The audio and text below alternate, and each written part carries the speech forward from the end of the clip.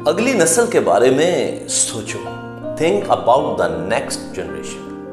محنتی کی نیند میٹھی ہے، خواہ وہ تھوڑا کھائے خواہ بہت، لیکن دولت کی فراوانی دولت مند کو سونے نہیں دیتی.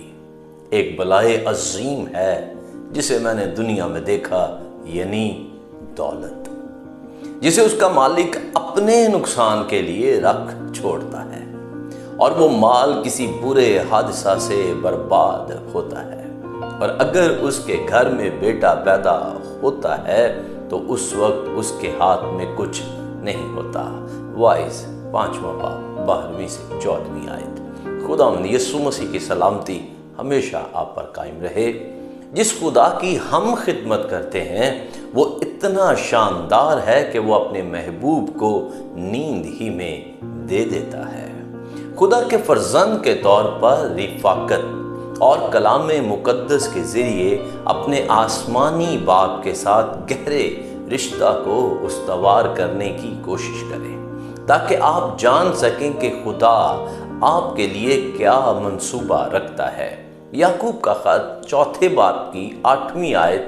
خدا کے نزدیک جاؤ تو وہ تمہارے نزدیک آئے گا. اے گنہگارو اپنے ہاتھوں کو صاف کرو، اور اے دو دلو اپنے دلوں کو پاک کرو.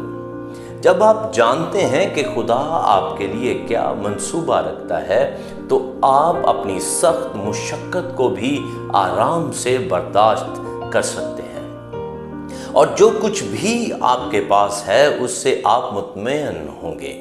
ساتھ ہی ساتھ اگلی نسل کے بارے میں بھی سوچو. اپنے بچوں کو خدا کے خوف میں تربیت دیں تاکہ آپ انہیں خدا کی دی ہوئی دولت میراث کے طور پر دے سکیں. زبور 16 اس کی 5ویں آیت. زبور نویس کہتا ہے کہ خداوند ہی میری میراث اور میرے پیالے کا حصہ ہے، تو میرے بکرے کا محافظ ہے. پیارے عزیز، اگر آپ اپنے بچوں کو خوف الہی کی تربیت دینے میں ناکام رہے تو وہ اس قابل نہیں رہیں گے کہ آپ جو جائیدادیں ان کو دیں گے ان کی دیکھ بھال کر سکیں، اور ان کے پاس ان کی اگلی نسل کے لیے کچھ بھی نہ رہے گا.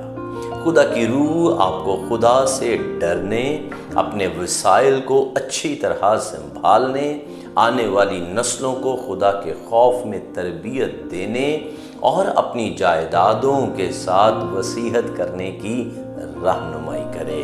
ہاللیلویا. بس خدا کے خوف میں اگلی نسلوں کے لیے سوچو. عزیزو، اگر آپ ان پیغامات سے برکت پا رہے ہیں تو برائے مہربانی دوسروں کو بھی اس برکت کا حصہ بنائیں. زیادہ سے زیادہ اس ویڈیو کو شیئر کریں. یوٹیوب چینل پاسٹر انیس جاوید کو لائک، سبسکرائب اور شیئر کریں.